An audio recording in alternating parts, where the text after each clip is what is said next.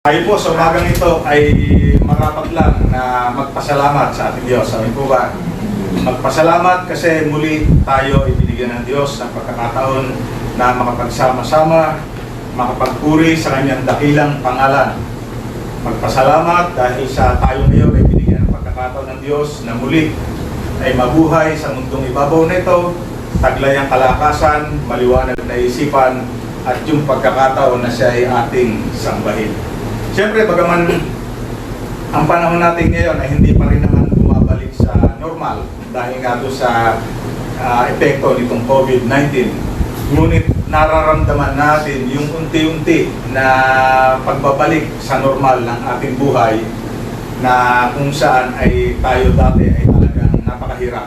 Pero ngayon, bagaman hindi pa rin kumpleto, pero salamat sa Diyos kasi nga unti-unti na bumabalik na yung ating normal na pamumuhay. At siyempre, ang isa sa mahalagang ating dapat na ipagpasalamat, yung tayo ngayon ay walang karamdaman, taglay natin ang kalakasan, kaya tayo ngayon ay naririto patuloy na nakapagpupuri sa ating Diyos. Kaya salamat sa ating Diyos. Sabihin natin, salamat sa ating Diyos. Salamat sa ating Diyos. Amen. Alam niyo po, yung pagiging mapagpasalamat, yan ay may kinalaman doon sa tinatawag na pag-uugali ng tao. It has something to do with attitude.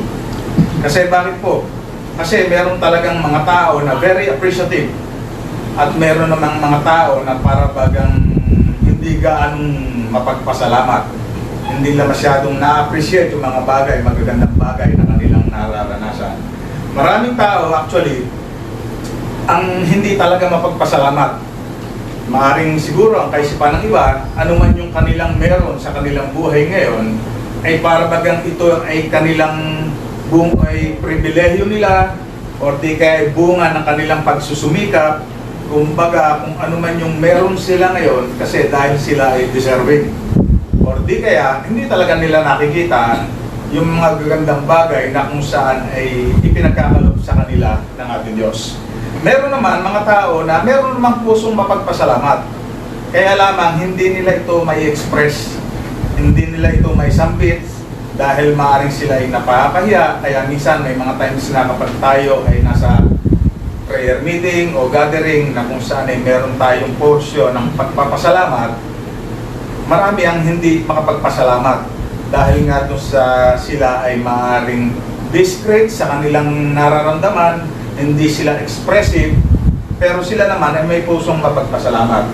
Meron namang mga tao na sobrang mapagpasalamat na sa kaunting bagay o kahit na tila baga hindi na napapansin ng iba, pero sila ay patuloy na nagpapasalamat sa lahat ng mga bagay na kanilang nakikita, kanilang nararanasan, kanilang naiisip, kanilang nagagawa. Sila naman ay talagang hanggat makapagpapasalamat ay gagawin nila. Very appreciative, very expressive. May mga taong gano'n na talagang very open pagdating doon sa kanilang pagiging appreciative. Siyempre sa Biblia ay kukuha rin tayo ng mga kasaysayan o actually buhay ng isang tao na kung saan effectively ay ginamit ng Diyos at ang buhay ng taong ito'y kinakita natin ng buhay na punong-puno ng pagpapasalamat. Alam niyo po, ang taong to o ang lingkod ng Diyos na ito ay walang iba kundi si Apostol Pablo. Ang ating magiging basihan ng mensahe sa umagang ito ay patungkol sa mga tala na kung saan ay sinulat ni Apostol Pablo bunga ng kaniyang pagiging mapagpasalamat. Yung unang talata na kinakitaan natin ng kanyang pagpapahayag ng pagpapasalamat sa ating Diyos, yung nakatala sa Romans 7 verse 25. Sabi rito, thanks be to God through Jesus Christ our Lord. Sabi rito, ang Diyos sa pamamagitan ni Jesucristo na ating Panginoon, salamat sa Kanya. Alam niyo po dito, bagaman yan ay isang talata pa lang, pero nakikita na natin yung excitement sa puso ni Apostol Pablo kung bakit niya ito sinulat. Katunayan sa Romans 6:17, yung naulang talata, sabi rito, ngunit salamat sa Diyos, ito pa rin ang sinulat niya, sapagkat kayong dating mga alipin ng kasalanan ay naging masunurin sa aral na tinanggap ninyo. Yung kanyang pagiging mapagpasalamat dito sa dalawang talata pa lang na ito, makikita natin, yung una, yung kanyang pagpapasalamat bunga ng kanyang karanasan. At yung pangalawa sa 6:17 ng Romans, siya'y nagpapasalamat naman dahil sa karanasan ng ibang tao. Di ba? Sabi rito, sapagkat kayong dating mga alipin ng kasalanan ay naging masunurin sa aral na tinanggap ninyo. Kaya dahil dito, sabi niya, salamat sa Diyos. Di ba? Isang bagay na makikita natin na kung saan si Pablo ay kinakikitaan ng kanyang buhay mapagpasalamat sa Diyos. Maging sa mga taga-Korinto, siya ay sumulat sa 2 Corinthians 2:14 upang ipahayag yung kanyang pagpapasalamat sa Diyos. Ang sabi rito, ngunit salamat sa Diyos at lagi niya tayong sinasama sa parada ng tagumpay ni Kristo. Dahil sa ating pakikipag-isa sa Kanya at sa pamamagitan natin ay pinalalaganap ng Diyos ang mabagong halimuya ng pagkakilala kay Kristo. Ang sabi rito, salamat sa Diyos. Ito naman ay karanasan nilang lahat. Lahatan, sabi rito, isinasama sapagkat lagi niya tayong sinasama sa parada ng tagumpay ni Kristo. At may tinukoy din siya patungkol doon sa mahalagang regalo o yung gift. Sabi sa 2 Corinthians 9:15, thanks be to God for His indescribable gift. Salamat sa Diyos dahil sa kaloob niyang walang kapantay. Alam niyo po, pag binasa niyo ang mga tala ni Apostol Pablo patungkol sa kanyang pagpapasalamat, napakarami. Isa siya sa mga sumulat na mga naaklat sa Biblia na siya'y maraming pagpapasalamat na isinulat. Maging dito sa unang Korinto 15:57, sabi rito, magpasalamat tayo sa Diyos na nagtalaga siya. Hindi ginawa yun, bagaman si Jesus Christ ay inimbita ni Simong Pariseo. At sang-ayon nga ito sa pag-aaral, bagaman hindi ito direktang nakatala sa Biblia, ang isa sa dahilan kaya inimbitahan ni Simong Pariseo ang ating Panginoong Sus dahil siya nga nung time na yon ang ating Panginoong Sus ay kilalang-kilala. Kilalang-kilala, popular na popular sa kanyang pagtuturo at sa kanyang mga ginagawa. Kaya para sa kanya, yung ang isang taong very popular nung time na yon ay maimbitahan niya sa kanyang tahanan at dumulang sa pagkain kasama siya, ito isang prestige. Ito'y kumbaga sa para bagang isang magandang pagtingin ng tao na mayroong bisita na pumunta sa kanya na mahalagang tao. Kaya dahil doon, si Simon Pariseo nga, ay naghanda ng malaking handa para sa kainan, hindi lamang para sa ating Panginoong Sus, kundi sa marami pang tao na nagpunta ron. Isang pribilehiyo para kay Simon Pariseo na imbitahan niya ang isang popular na guro noong time na yon. At yun din yung pagkakataon na kung saan na isang babae ang alam din na ang ating Panginoong Sus ay inimbitahan ni Simon Pariseo at sinimantala niya yung pagkakataon na siya ay maka-attend din doon. Bagaman yung babaeng yon ay hindi naman welcome kay Simon Pariseo. Siya ay pusa na pumunta nang hindi siya inimbitahan. Kung baga maaaring sa ating kapanahonan ang tawag sa kanya ay gate crusher. Pumasok siya sa hindi imbitasyon. Pumasok siya kasi na hindi siya inimbitahan. Kasi bakit? Bakit hindi siya inimbitahan ni Simon? Kasi yung babae yun ay isang masamang babae. Masamang babae, ang tawag doon ay tinatawag na prostitute. Kaya para kay Simon Pariseo, hindi maganda na makasama niya sa kanilang tahanan. Pero siyempre, dahil ng babae meron sa kanyang puso na nag-uumapaw, na gusto niya na makapiling ang ating Panginoong Sus, ang ginawa niya ay na pumasok siya at sa kanyang pagpasok, dumiretso siya sa may paanan ng ating Panginoong Sus at nang siya nandun na naramdaman niya sa kanyang puso yung overwhelming na hindi niya maipaliwanag na pangangailangan niya patungkol sa pwedeng magawa sa kanya ng ating Panginoong Sus. Dahil sa matinding damdamin niya, emosyon niya nang makita ang ating Panginoong Sus, siya ay napaluha. At sa kanyang pagluha, yung kanyang mga luha ay pumata sa paa ng ating Panginoong Sus dahil nga siya ay nasa paanan. Kung ma-imagine ninyo yung isang sasakyan na kung saan ay punong-puno ng alikabok, punong-puno siya ng alikabok, subukan nyo na ito ay maambunan ng kaunti. Yung dating itsura niya na maalikabok, nung maambunan ng kaunti, mas lalong naging worse ang itsura. Mas lalong naging napakadumi ng itsura. Ganito ang nangyari sa ating Panginoong Sus. Malamang na ito yung nangyari. Kasi bakit? palibasa nga, nang pumasok ang ating Panginoong Jesus sa tahanan ni Simon Pariseo, ay hindi naman hinugasan ang kanyang paa. Eh, ang ating Panginoong Jesus ay by foot lamang, naglalakad siya na naglalakad sa malikabok na daanan. Nung hindi hugasan, malikabok ang paa ng ating Panginoong Jesus. Kaya nang pumatak ang luha ng babaeng yon sa paa ng ating Panginoong Jesus, lalong dumumi yung paa ng ating Panginoong Jesus. Kung i-imagine niyo na gano'n ang mangyayari. Dahil yun talaga ang literal na mangyayari. Kaya dahil dito, nang pumatak yung luha ng babae sa paa ng ating Diyos at lalong naging marumi ang tsura ng paa ng ating Panginoong Jesus, pinunasan niya ng kanyang buhok yung paa ng ating Panginoong Jesus. Pinunasan niya. And then, nung mapunasan niya at malinis na niya yung paa ng ating Panginoong Jesus, yung dala niyang pabango, yung alabaster na nasa alabaster dyan, ay ibinuhos niya sa paa ng ating Panginoong Jesus. Ngayon, yung lahat ng nangyaring yun, yung lahat ng ginawang yun ng babae, simula sa kanyang pagpasok hanggang sa maibuhos niya yung pabango sa paa ng ating Panginoong Jesus, lahat yun ay nakita ni Simon Pariseo. Kasi nakamonitor siya eh. Bilang siya yung may-ari ng bahay, siya yung may papiging, siya yung may pakain, nakita niya yung galaw ng babae ngayon. Nung nakita niya yun, inisip niya sa kanyang sarili. Sangayon dito sa verse 39, sabi niya, nagkaroon siya ng kaisipan sa ating Panginoong Jesus. Bukod sa naunang nagkaroon siya ng negatibong kaisipan sa babae. Dahil para sa kanya, masamang babae yun eh. Prostitute. And then, bunga ng ginawa ng babaeng yun, nagkaroon siya ng kaisipan sa ating Panginoong Jesus. Sa verse 39 ng ating binasang chapter na yan, sabi niya, sa kanyang isip lang, hindi niya binanggit. Kung talagang propeta ang taong ito, tinutukoy niya ang ating Panginoong Jesus. Kung talagang propeta ang taong ito, alam niya kung sino at anong uring babae ang humipo sa kanya.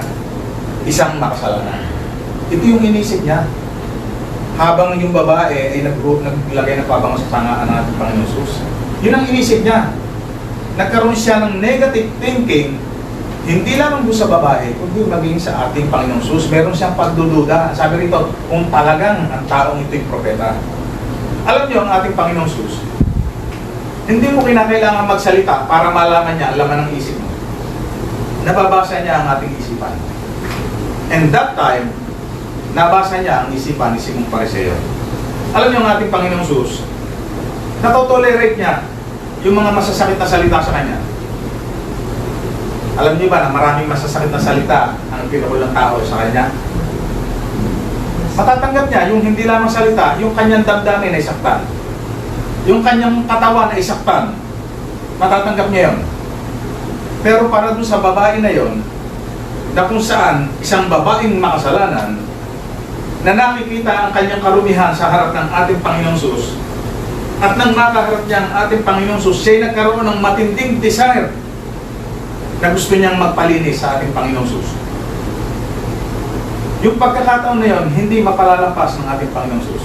Sabi nga, kaya niyang itolerate yung mga negatibong kaisipan sa kanya, pero para doon sa isang babae na lumalapit sa kanya, na yung kapwa-tao niya ay mag-iisip ng negative sa kanya, hindi niya tinotolerate yun. Kaya alam niyo ang nangyari? Kinausap ni ang ating Panginoon Jesus, si Simon Pariseo.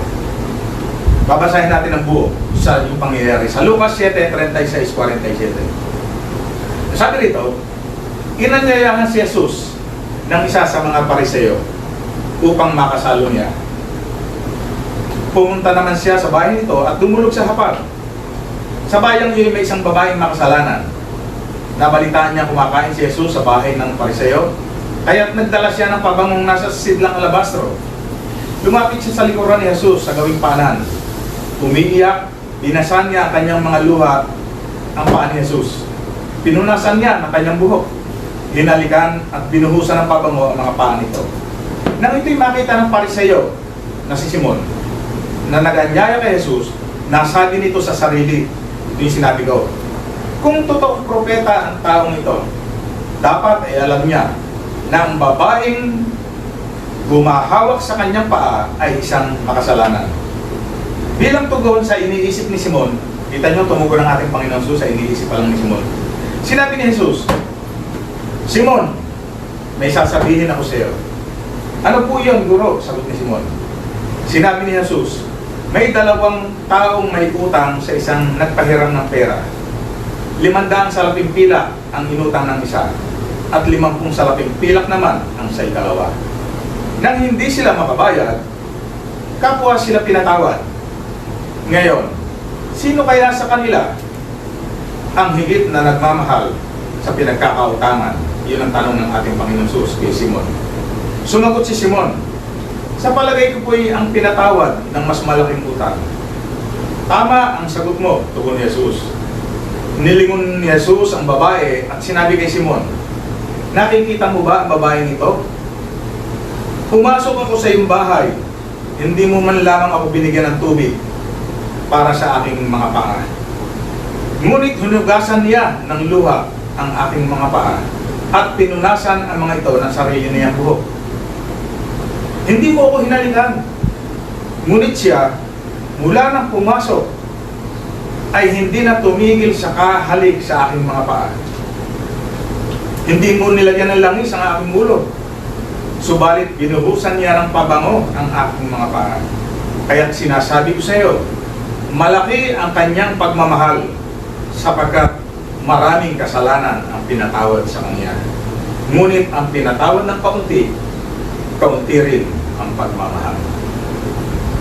People who have been forgiven little, love little. Gaya ni Simon Pariseo, na tila baga ang tingin niya ay mas banal siya dun sa babaeng makasalanan. Yung ginawa ng ating Panginoong Jesus para sa kanya ay hindi siya ganun kamapagpasalamat. Hindi siya excited sa ating Panginoong Jesus. Pero yung babaeng to ay very excited. Kung alam lamang ni Simon Pariseo ng dahilan kung bakit ang ating Panginoong Jesus ay bumaba dito sa lupa ay upang linisin ang tao, upang patawarin sa kasalanan, yung ginawa ng ating Panginoong Jesus doon sa makasalanang babae, yun ang dahilan. Kaya bumaba ang ating Panginoong Jesus. Hindi na-appreciate ni Simon Pariseo yung ginawa ng ating Panginoong Jesus na paglilinis doon sa babae, masamang babae. Kaya si Apostol Pablo ay very excited sa ating Panginoong Jesus. Kaya siya napakamapagpasalamat. Kaya mahal na mahal ni Pablo ang ating Panginoong Jesus. Kasi bakit? Napakalaki ng tinatawad ni Pablo. Napakalaking kasalanan ang ginawa ni Pablo before siya na tumanggap sa ating Panginoong Jesus. Before niya ma-encounter ang ating Panginoong Jesus. Kaya very excited siya. Alam niyo, kung matatandaan niyo, nung mga nakarang pagsamba natin, ay diniscuss natin yung patungkol doon sa kasaysayan kung paano si Pablo ay mula sa pagiging mang-uusig, na akala niya ay naglilingkod siya sa Diyos, ay na-encounter niya ang ating Panginoong Jesus, and then siya nagkaroon ng 180 degrees na pagtalikod mula sa dati niyang buhay makasalanan patungo sa buhay na kung saan na paglilingkod sa ating Diyos.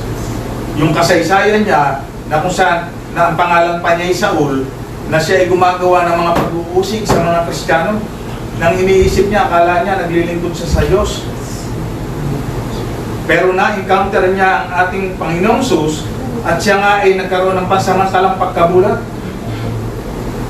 3 days na siya ay nakaupo sa kadiliman. Kinakailangan siyang akayin para siya ay makapunta sa gusto niyang puntahan. 3 days, hindi siya kumain, 3 days and nights. Wala siyang kinakain, walang iniinom. 3 days siyang nananalangin. Hanggang sa dumating yung pagkakataon na ginamit ng Diyos si Ananias upang puntahan si Apostol Pablo at makumpleto yung kumpletong healing kay Apostol Pablo. Kaya sabi rito sa verse 16 ng Acts 22, sabi rito ni Ananias kay Saulo, kay Pablo, at ngayon, huwag ka nang mag-atubili. Tumindig ka. Tumawag ka sa kanyang pangalan at magpabautismo at magiging malinis ka sa iyong mga kasalanan. Ito yung kompletong cycle sa buhay ng Apostol Pablo. Yung pinakahuli ng gamitin ng ating Diyos si Ananias para maging sugo at para ipahayag sa kanya kung ano yung mga bagay na dapat niyang gawin sa kanyang buhay. From that time on, nalaman ni Apostol Pablo na siya nilinis na ng Diyos sa kanyang mga kasalanan. From that time on, yung pagmamahal niya sa ating Panginoon Jesus ay gayon na lamang, hindi nagmali. And from that time on, naging mapagpasalamat sa Diyos si Apostol Pablo.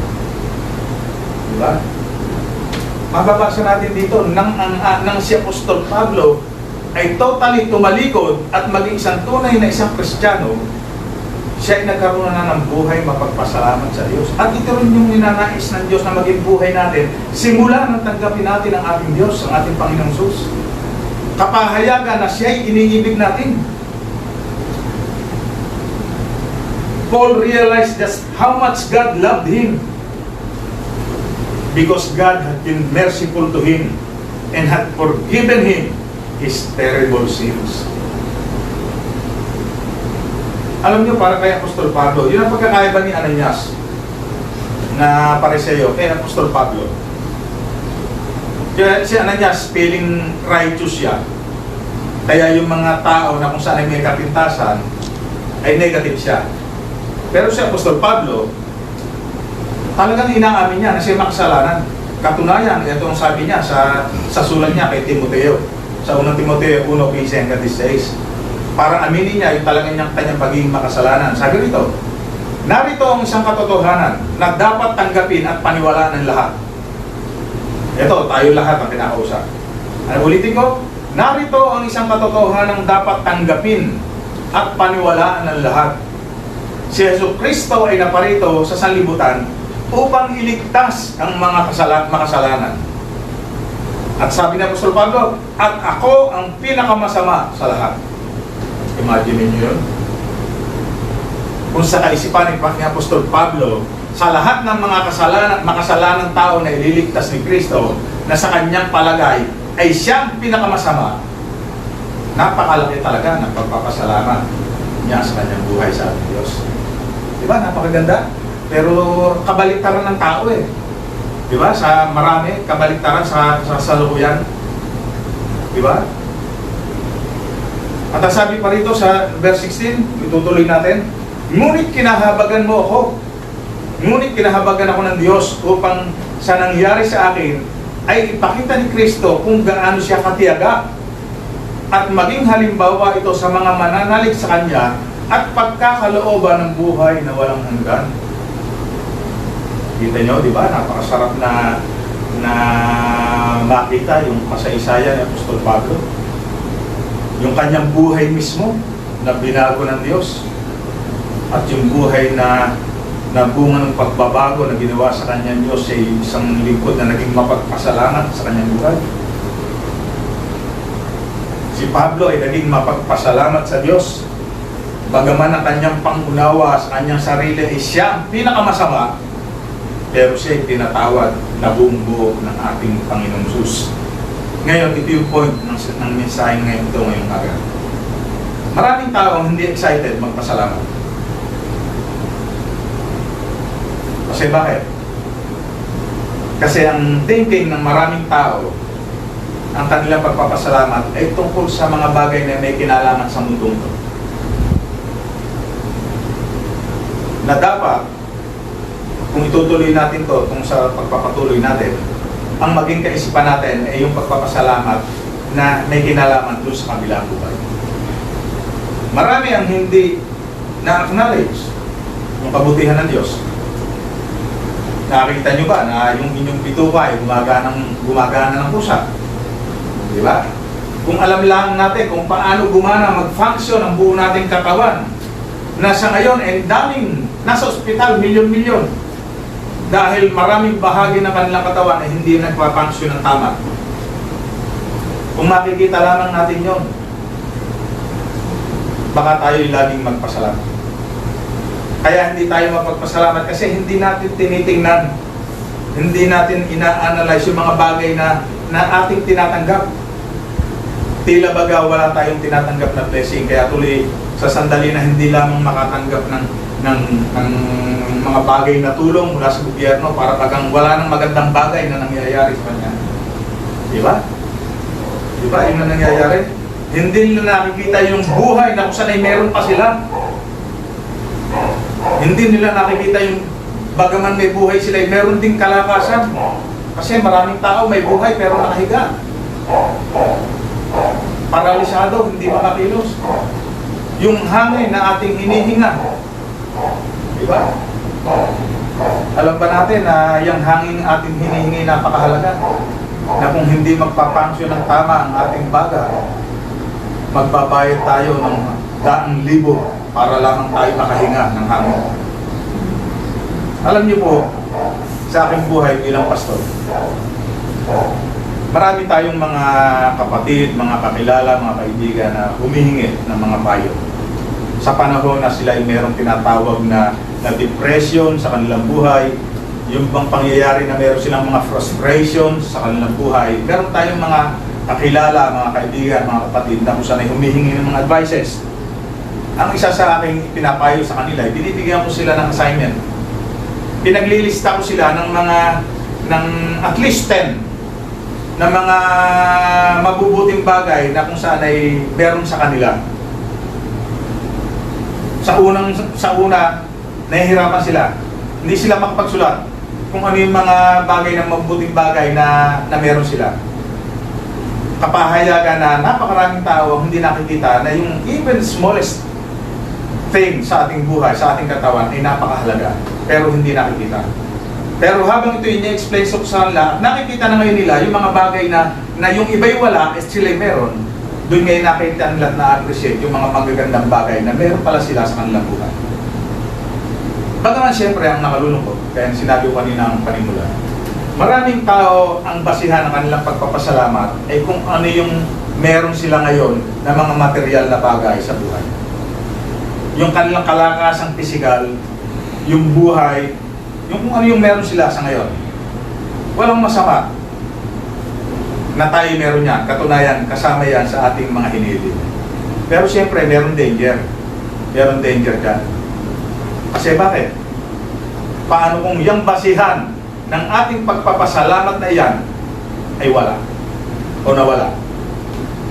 Ikaw ba'y magpapasalamat pa rin? Kaya paalala sa Mateo 6:19-20, sabi rito, huwag kayong mag-impok ng kayamanan dito sa lupa. Dito'y may naninirang tanga at kalawang, at may nakapapasok na magnanakaw. Sa halip, impukin ninyo ay ang mga kayamanan sa langit. Do'y walang naninirang tanga at kalawang, at walang makapapasok na magnanakaw. Diba? Bagaman sabi nga, hindi natin sinasabi na hindi mahalaga yung mga bagay na meron tayo ngayon. Bahagi yan ng ating mga inihiling sa Diyos. Pero dapat merong mas higit na pinahalagahan tayo na basihan ang ating pagpapasalamat, na ito rin yung basihan ng Apostol Pablo upang hindi mawala yung ating sigla ng pagpapasalamat. Kasi yung mga bagay na meron tayo sa mundong ito ay nawawala. Walang permanente sa mundong ito. Yung ating mga taglay na pera, magandang bahay, magandang sasakyan, malaking lupa, pamilya, lahat yan nawawala. Katunayan, kahit nga ang ating sarili, nawawala. Kaya ang tanong, kung yan, mga iyan ang basihan ng ating pagpapasalamat at nawala ang lahat ng iyan, baka mawala rin ang ating pagpapasalamat sa Diyos. Katunayan, sa ating mga nakikita, kaunting bagay lang, gatultok lang ang nawala, hindi na makapagpasalamat sa Diyos. Tinatanong pa ang Diyos at sinisisi pa ang Diyos. Di ba? Kaya napakahalaga.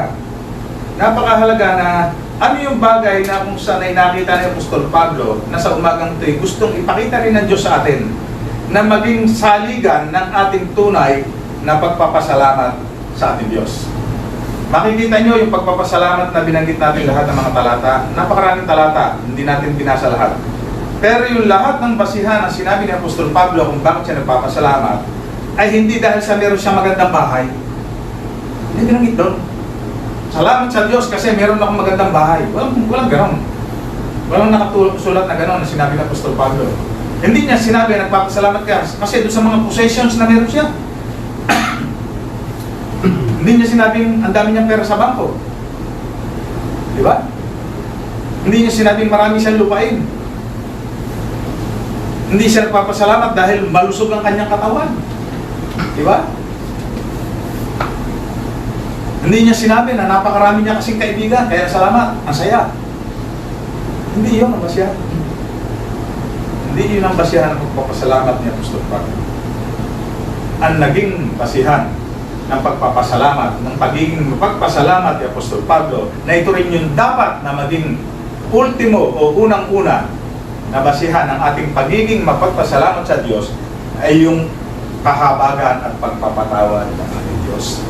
Nakita niyo ba yung kahalagahan ng pagpapatawad ng ating Diyos?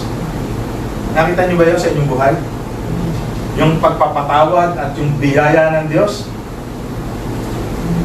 Na ito'y higit na higit para kay Apostol Pablo doon sa namang material na bagay meron tayo. Yung tunay na pagpapasalamat sa Diyos ay dapat nakabase sa pag-ibig ng ating Diyos. Minamahal natin, minamahal tayo ng Diyos at minamahal din natin ang ating Diyos gaya ng Apostol Pablo. Diba? At yung tunay na pag-ibig sa Diyos ay nare-realize natin dun sa laki ng pagpapatawad ng Diyos sa ating buhay. Diba? Pag titingnan natin, gaano man karami meron tayo sa mundong ito, nasa atin ang lahat. Pero hindi mo naranasan yung pagpapatawad at kahabagan ng Diyos, walang dapat ipagpasalamat. Panglupa lang yan. Panglupa lang ang lahat ng yan. Katunayan, hindi mo pwedeng dalhin niya sa kabilang buhay.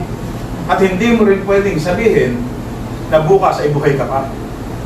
Kaya yung lahat ng mga bagay na tila baga sa iyo naging basihan ng iyong kagalakan, pwedeng bukas wala na.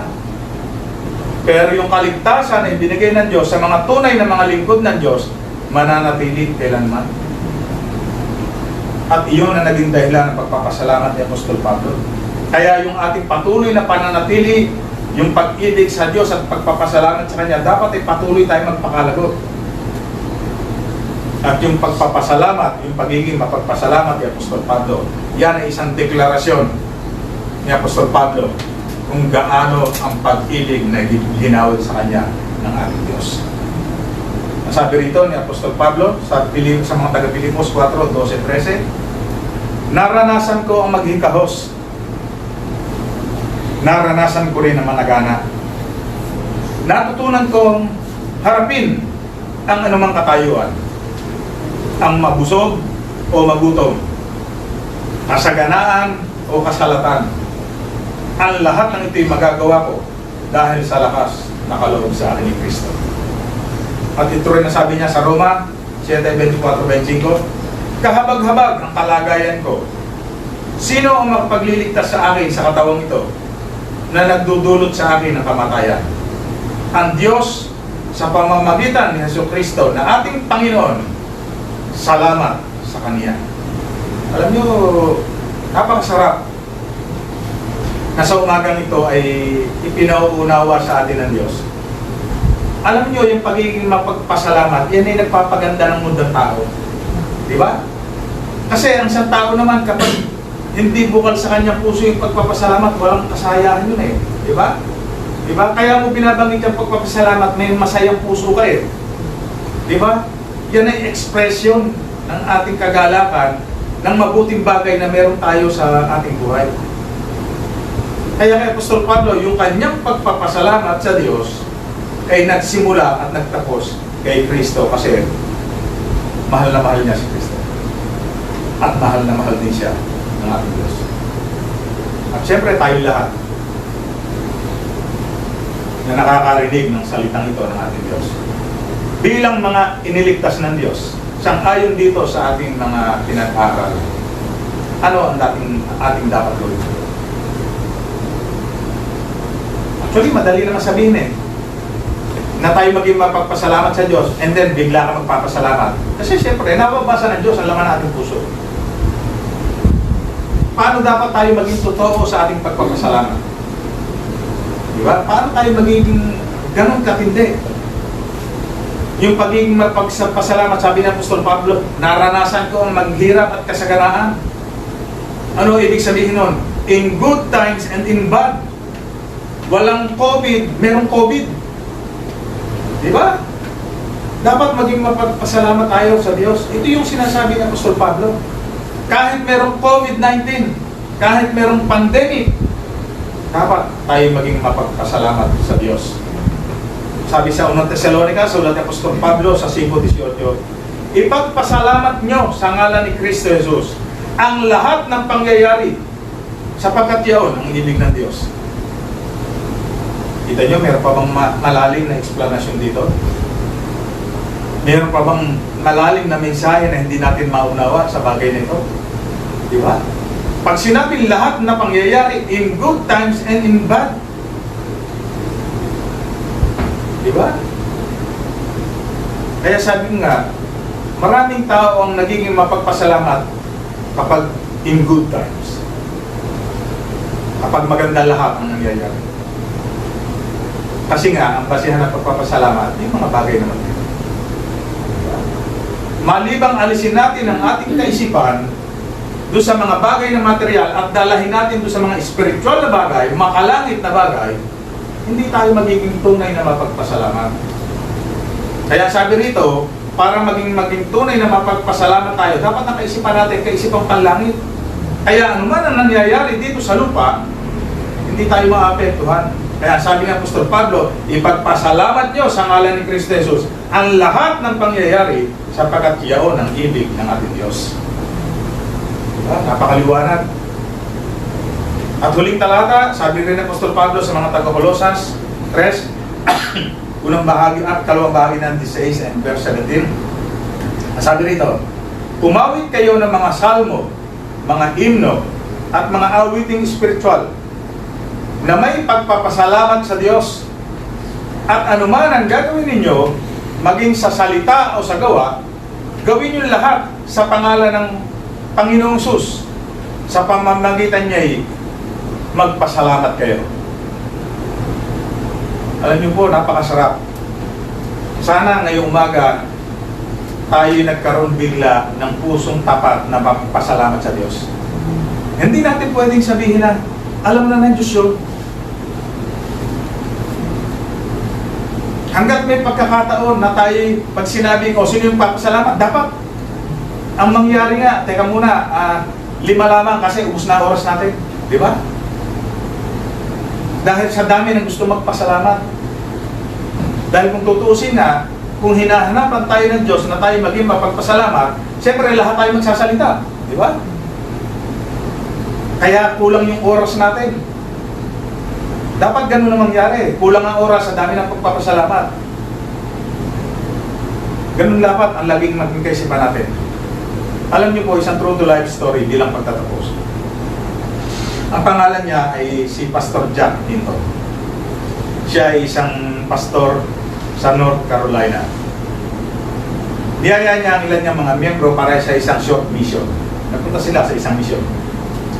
And then, yung mission na pinuntahan nila, ito yung leper colony. Ibig sabihin, kumbaga, ito yung parang sa Pilipinas dati, ito yung iwahin. Na kung saan, ito yung pulo, na kung saan, ang mga nakatira lang doon ay puro may mga ketong. Leper colony. Ngayon, nag-mission sila doon. And then, sa pag-mission nila doon, dumating yung praise and worship. Siya yung nanguna sa praise and worship. Si Pastor Hinton. Siya yung nanguna sa praise and worship. And then, siyempre, sa kanilang praise and worship, ang lahat ng naka-attend doon ay puro mga eketong. Yung grupo lang nila ang wala. Ngayon, dumating yung time na habang sila kumakanta na, dumating yung time na sinabi ni Pastor, sino yung gustong mag-request ng kanta na kakantahin natin sa ating praise and worship? May tumaas ng kamay na isang babae. Pagtaas ng kamay na isang babae, siya yung nakatungo nga actually. Siyempre, kung tumaas siya, kinakailangan ilalagay itaas niya yung kanyang mukha. Sa pagtaas ng kanyang mukha, kung alam nyo kung ano yung nangyayari kapag ang isang tao ay may keto, ito yung sinisira nito ang laman ng ating mga katawan. Ito yung buhay na tayo naaagnas. Yung mukha ng babaeng yun, ay hindi mo na siya makikilala talaga. Kasi yung mukha niya talagang isa sa pinaka-na-damage ng todo ng ketong. Wasak na yung kanyang mukha. Yung kanyang taenga ay wala na, yung kanyang ilong ay durog na. Yung kanyang mga kamay sa kanyang pagtaas ay wala na daliri niya. Ganon siya. Ganon ka sama na ang kanyang kalalagay. Nung siya'y tumaas, in-acknowledge siya ni Pastor nito. Sister, ano yung kanta na gusto mong kantahin natin? Sabi ng babae, nire-request ko po ng kantahin natin ni Give Thanks.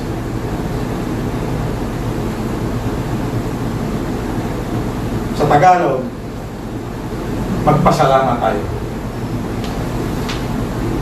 Alam nyo, kung titingnan natin, ito yung tunay na pangyayari. Gaano kaaba? Kasi ang isang taong may ganitong inilalayo yan sa pamilya. Hindi, antemano ilalayo yan kasi yan ay very contagious yung time na yan, nakakahawa, nakamamatay. Kaya kapag natuklas ang may ganitong aalisin ka sa pamilya mo, whether you like it or not, parang COVID. Whether you like it or not, dadalhin ka sa quarantine area, sa mga ospital, kung saan ito'y ginagamot. Noong time na yun, walang gamot, nakito. Sa kalalagayan niya, sa tingin nyo, magre-request kayo ng tayo maging mapagpasalamat sa Diyos. Di ba? Alam nyo, nung marinig yun ng pastor, na request ay magpasalamat tayo sa Diyos, ang nakataas yung putulang daliri, ang mukha ay ano na, napababa siya ng stage.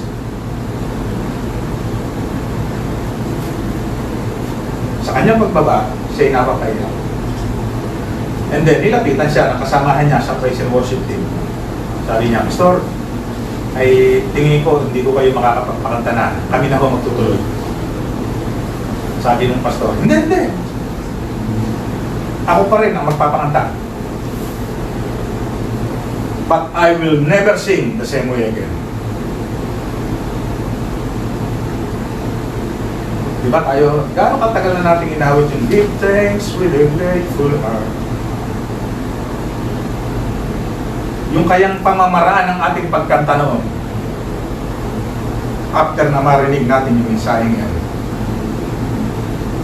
ito pa rin yung paraan ng ating pagkanta sa Diyos. Sabi ni Pastor Jack Hilton, I will never sing the same way again. Ibig sabihin, iba na. Habang kinakanta na niya yung pagpapasalamat sa Diyos, ito'y taos na tao sa puso habang siya'y kumakanta. Tunay na nangyayari sa kanyang buhay. Hindi lamang dahil siya kumakanta, kundi ito talaga ang laman ng kanyang puso. Nasa umagang ito ang nais ng ating Diyos. Huwag nating hayaan, mga kapatid, na yung mga nangyayari sa paligid ay maka-apekto sa ating masigla, punong-puno ng pagpapasalamat sa ating Diyos. Huwag nating hayaan na maka-apekto yan. Kundi ang maging kaisipan natin, iniligtas tayo ng Diyos, nilinis tayo ng Diyos, at meron tayong bahaging pangako doon sa buhay na walang hanggan. Bagay na naging dahilan ng pagpapasalamat ng kanyang lingkod na si Apostol Pablo. Let us always be thankful to our God, not just for the things of this world, but for the things in heaven, na tinanggap at inilala niya sa bawat isa sa atin. Kapatid, maging mapagpasalamat ka.